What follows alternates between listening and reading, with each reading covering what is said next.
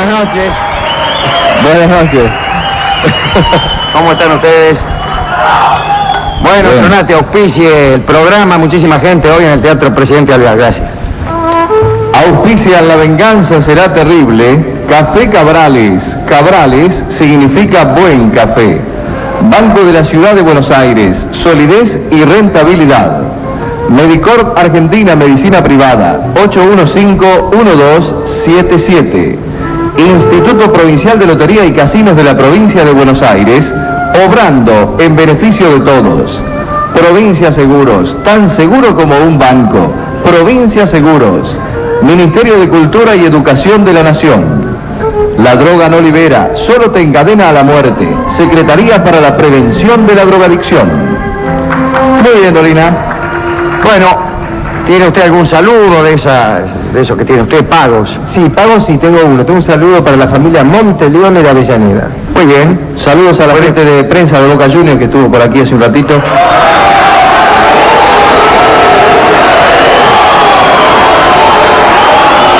¿Estuvieron con usted también? Nos han dejado una gacetilla, una invitación allí. Bueno, gracias, Tronati. Dígale al de los cigarrillos que auspicie, vamos. Vamos.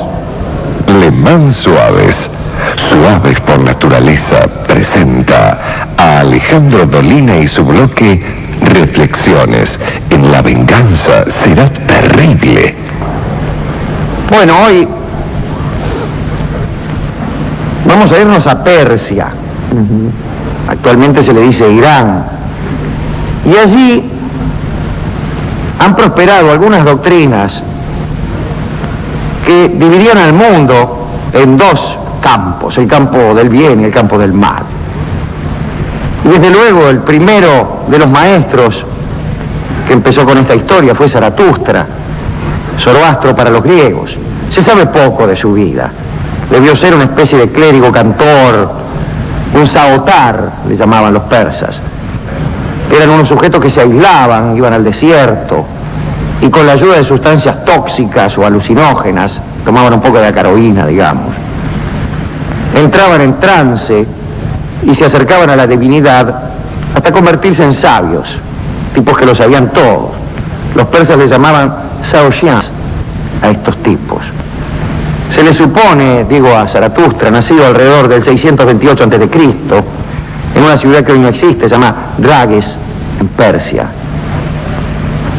Ahora cerca hay una ciudad que se llama Raji. La leyenda cuenta que Zaratustra nació con una sonrisa.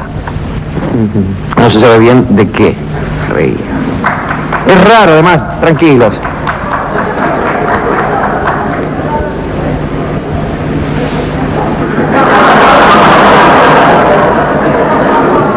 Ya voy.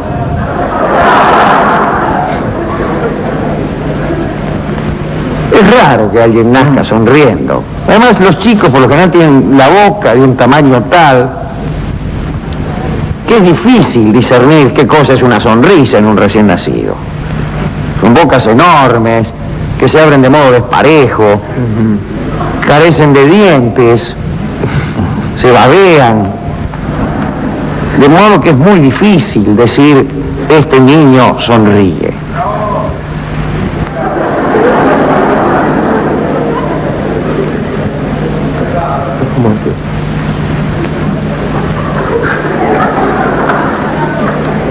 Si alguno desea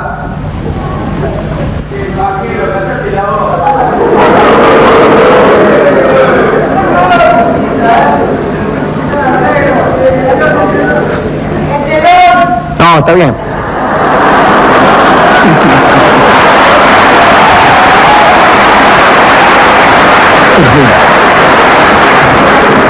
Pero si alguno tiene ganas de jugar al vivo, sí, pues hay otros ámbitos en donde estoy a la orden de quien quiera. Bien. La leyenda cuenta que nació con una sonrisa Zaratustra. Parece que a los 30 años tuvo una especie de revelación del dios único Ahura Mazda, Hormuz para los griegos, ¿no? Zaratustra recibió un mensaje divino Primero Hormuz le ordenó que abandonara la familia. El tipo le dijo al padre, mirá, dice, me tengo que ir porque se me apareció un ángel, y me dijo, anda por ahí a auxiliar a los pobres y a los animales que necesiten auxilio. De manera que el hombre no solamente daba limosna a los pobres, sino también a los perros, a los gatos, que no siempre sabían agradecer este gesto. Tras 7 años de un retiro eremítico, Zaratustra, alcanzó la perfección y fue premiado con un mensaje que le traían los arcángeles al alcanzar el estado de éxtasis perfecto. Le llevaron directamente a la presencia de Ahura Mazda, del Dios único. Y entonces el tipo le dice a Ahura Mazda, ¿no? Escribí un libro y pone todo lo que yo te voy a decir aquí. Y ese libro fue el Sena Vesta, el libro sagrado, ¿cierto?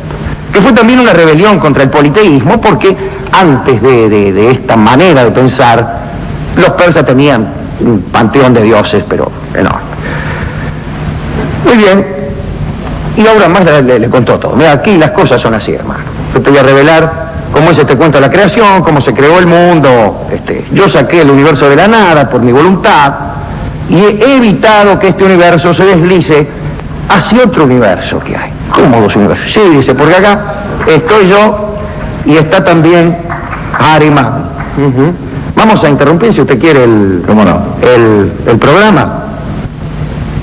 Vamos a hacer una pausa hasta que se pueda reanudar esto en condiciones normales.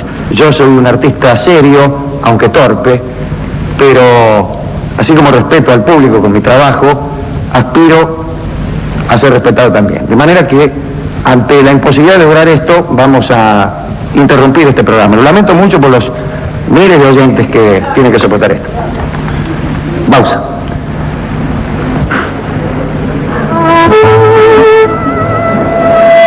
La primera vez que sucede esto en 10 años. Sí, en 10 años. Mucho loco suelto anda. Pero bueno, eran otros tiempos. Sí. Bueno, dice, acá hay otra cosa, le dice Ahriman a Zoroastro. Está el mundo que he creado yo y hay otro ñato que es el diablo, es Ahriman. Y el tipo, yo creo un universo y el tipo me crea otro. Por ejemplo, él ha creado el mundo helado, que se llama Erjana Beja, y es un mundo donde hay solo 2 meses de sol y 10 meses de frío, es un mundo maldito. Pero yo para jorobarlo creé el paraíso, Gajón, el sitio donde mora Sugdra, donde florecen las rosas y cantan los pájaros. Pero no termino de crear el Gajón cuando Ahriman crea los insectos y las alimañas que arruinan las plantas y las bellezas del Gajón. Entonces yo creé una ciudad santa, la ciudad santa de Murú, pero Ahriman la infectó con todos los vicios y males, con la mentira. Y entonces yo creé Bajdi, la ciudad ejemplar, rodeada de campos fértiles, pasto, ganado. Pero Ahriman mandó las pestes que enfermaban al ganado. Y entonces yo construí Niza, con S, no la de la Costa Azul, la ciudad religiosa y devota. Y Ahriman, ¿sabes lo que hizo? La rodeó con la nube de la duda. Y entonces creé Arojú, la ciudad próspera y laboriosa, y Ahriman mandó la desidia y la pereza. Y la lucha siempre continúa, dijo Ahura Mazda. Cada cosa que yo creo es arruinada por Ahriman. Creo yo el vino y Ahriman inventa la resaca. Creo yo el amor y Ahriman inventa el desencuentro. Creo yo la imprenta y Ahriman inventa a Isaac Asimov.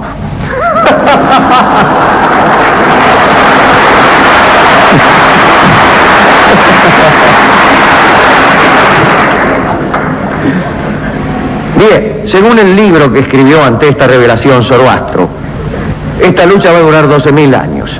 Cada 3.000 años va a cambiar la suerte de los contendientes. Pero al final va a triunfar Hormuz.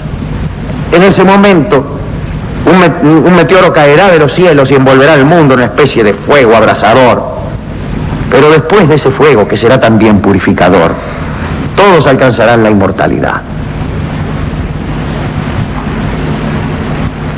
Pero juntamente con esta cosmología y cosmogonía, Zoroastro recibió una serie de instrucciones de comportamiento.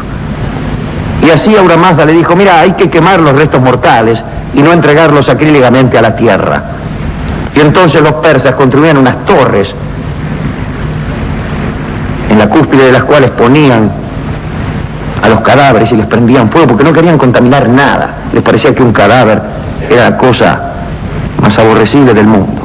Después le enseñó a cuidar a los animales, a ser bondadosos, en fin, todas esas cosas. Pero Arimán atacaba con tentaciones. En el Avesta habla de los dos ejércitos. Del ejército de Aura Mazda, que tenía 6 ministros. Los ministros se llamaban Amchapens. No el nombre de un ministro. Amchapens quería decir ministro en persa. Y eran 6. Ardibivich, que era el encargado del fuego. Bamán, que era el de los animales. Chariver, el de los metales. Jordad, el del agua. Murdad, el de los vegetales. Sipendarmech, el de la tierra. Y después los ángeles y las ángelas, porque los ángeles persas sí tenían sexo, y había ángeles y angelitas. ¿Qué tal?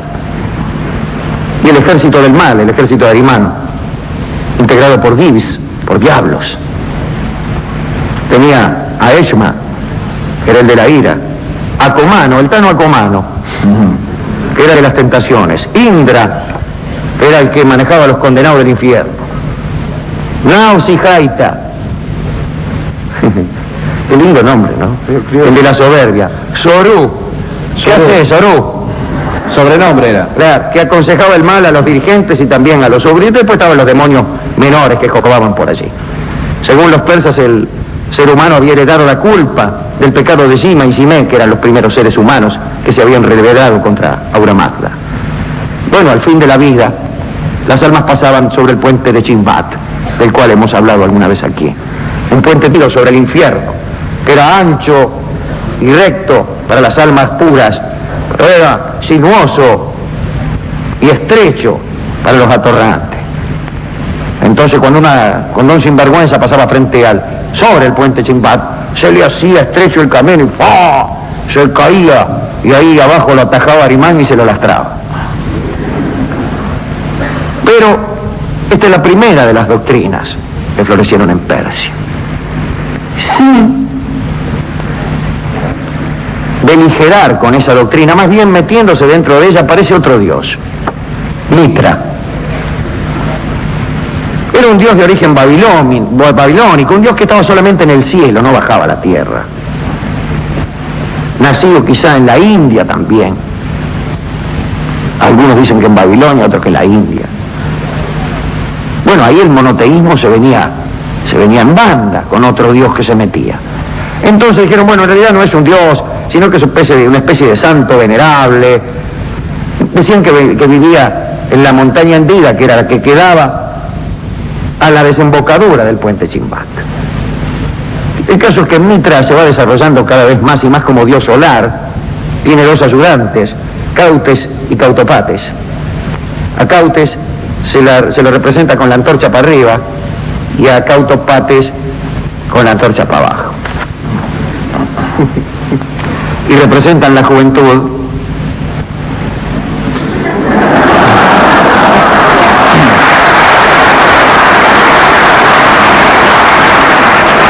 Y la decadencia. Hubo un culto mistérico, había misterios de Mitra, había que pasar unas pruebas para hacerse socio. La prueba del cuervo, la prueba del oculto bajo el velo nupcial, la prueba del soldado, la prueba del león, la prueba del persa, la prueba del mensajero del sol y la prueba del padre. Eran pruebas de piedad, de valor, de temple, de doctrina, de fuerza, y después de pasarlas el fiel era aceptado. En Roma tuvo mucho predicamento Mitra, y su fiesta, la fiesta del renacimiento del sol, se celebraba el 25 de diciembre. Cuando triunfa la iglesia cristiana, ya en el siglo IV, para evitar que los paganos celebraran esa fiesta, dispone que la fiesta del nacimiento de Cristo, como hemos explicado hace algunas semanas, empiece a celebrarse el 25 de diciembre, que por otra parte era el día oficial en que comenzaba el solsticio, en que tenía lugar el solsticio de invierno. Y después aparece otro tipo, Mani. Mani era una especie de santo, muy bien, algún día hablaremos de él cabalmente, pero también decía que había dos principios, la luz y la oscuridad. La luz que involucraba la paz, la pureza, la dulzura y la comprensión, y la oscuridad que era también la estupidez, la abominación, el desorden y la hediondez.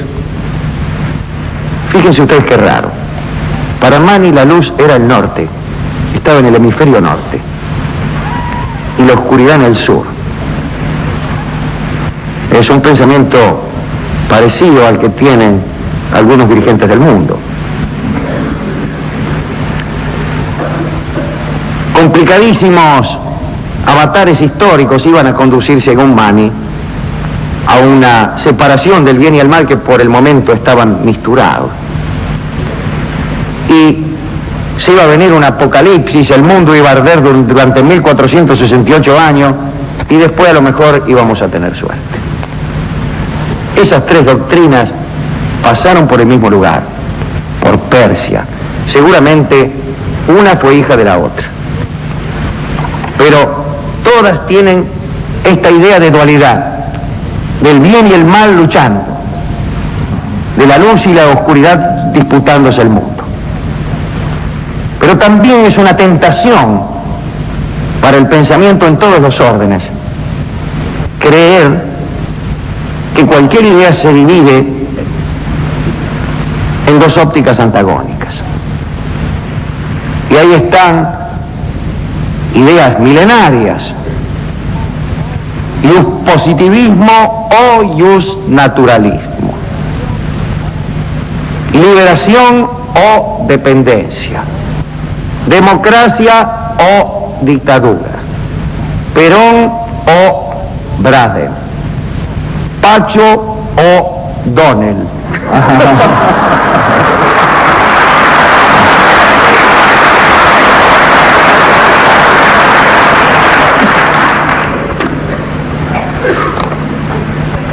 Es posible que la vida tenga encrucijadas en donde efectivamente toda elección sea una renuncia. Elegir un camino significa, en algunos casos, renunciar a otro. Elegir leer un libro, dicho yo alguna vez, significa renunciar a todos los otros, al menos por el momento. Pero también es posible reemplazar la idea de elección por la idea de suma. ¿Por qué no pensar que a lo mejor no es Raquel o Juanita, que a lo mejor son Raquel y Juanita? No porque yo esté haciendo ahora una fácil apología de la infidelidad, no, tal vez el ejemplo no fue afortunado, pero yo creo que sí es posible que una cosa sea al mismo tiempo verdad y mentira, y yo creo que sí es posible que dos ideas nos seduzcan al mismo tiempo, y no será, pienso en este último instante, que la lucha entre el bien y el mal no está tanto en el mundo como en el interior de nosotros mismos, y que contenemos no solo dualidades, contenemos multitudes, decía Whitman, Arimanes y Auramazdas que combaten dentro de nosotros.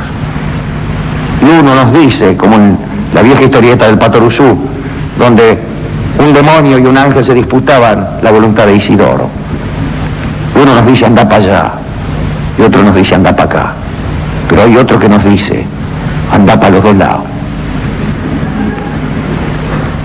Y entonces la dedicatoria para mí es para todos aquellos que saben que hay una lucha en el interior, que la admiten, la soportan, pero que hacen fuerza por los Aura Mazda, tratan, siempre que se pueda, de contener a los arimanes. ¿Y qué dedicarles a estos hombres que hacen su apuesta por lo bueno? Y toda vez que la luz y la oscuridad se están disputando el mundo, toda vez que este será un juego, una controversia que durará 12.000 años, que no es tanto, vamos a dedicarle un tango que habla de este juego. Un juego donde la suerte y la desgracia, la buena y la mala, la clavada y la barraca, se disputan el destino. Vamos, que esto es un escolazo, y escolazo es el tango que canta para los mazdeístas, para los maniqueos y para los que visitan los misterios de Mitra, Edmundo Rivero.